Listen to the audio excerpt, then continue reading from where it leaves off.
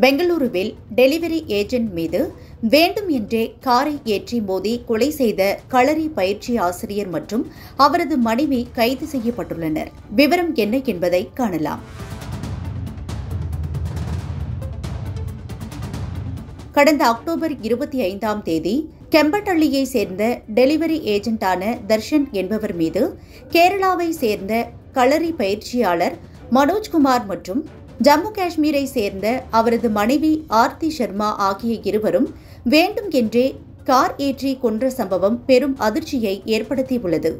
சம்பவத்தன்று இரவு 9 மணியளவில் நடராஜா லே அவுட் பகுதியில் தர்ஷனின் ஸ்கூட்டர் தம்பதியின் கார் மீது லேசாக மோதி உள்ளது. இந்த சம்பவத்தின் போது தர்ஷனின் ஸ்கூட்டர் இடித்ததில் மனோஜ்குமார் காரின் பின்புறத்தில் இருந்த கண்ணாடி சிறிதளவு சேதமடைந்துள்ளது. இதனையடுத்து அங்கேயே தர்ஷன் மன்னிப்பு கேட்டுவிட்டு தன்னுடைய டெலிவரி வேலையை முடிப்பதற்காக வேகமாக சென்றுள்ளார். இதனால் ஆத்திரமடைந்த மனோஜ்குமார் தன்னுடைய காரை யூ-டர்ன் எடுத்து வேகமாக தர்ஷனை பின்தொடர்ந்து சென்று தர்ஷனின் ஸ்கூட்டரை பலமாக மோதியுள்ளார். இந்த சம்பவத்தில் தர்ஷனும் அவருடைய நண்பர் வருணும் ஸ்கூட்டரில் இருந்து தூக்கி வீசப்பட்டனர். இருவரும் உடனடியாக மருத்துவமனைக்கு கொண்டு செல்லப்பட்ட நிலையில் தர்ஷன் ஏற்கனவே இறந்துவிட்டதாக மருத்துவர்கள் தெரிவித்துள்ளனர்.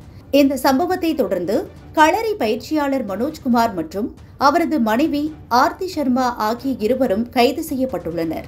இதில் கொடுமை என்னவென்றால் காரின் உடைந்த பாகங்களை இவர்கள் நள்ளிரவு வந்து எடுத்து சென்றுள்ளனர். கார் பாகங்களை எடுக்கும் போது மட்டுமே மனைவி உடனிருந்து உதவியதாகவும் தர்ஷனை காரால் மோதிய போது தான் தனியாகவே இருந்ததாகவும் மனோஜ்குமார் கூறியுள்ளார். இந்த தம்பதியினர் மீது கொலை குற்றச்சாட்டு பதிவு செய்யப்பட்டு கைது செய்யப்பட்டுள்ளனர். மேலும் இவர்கள் நீதிமன்றத்தில் ஆஜர்படுத்தப்பட்டு 14 நாட்கள் நீதிமன்ற காவலில் விசாரணைக்காக வைக்கப்பட்டுள்ளனர்.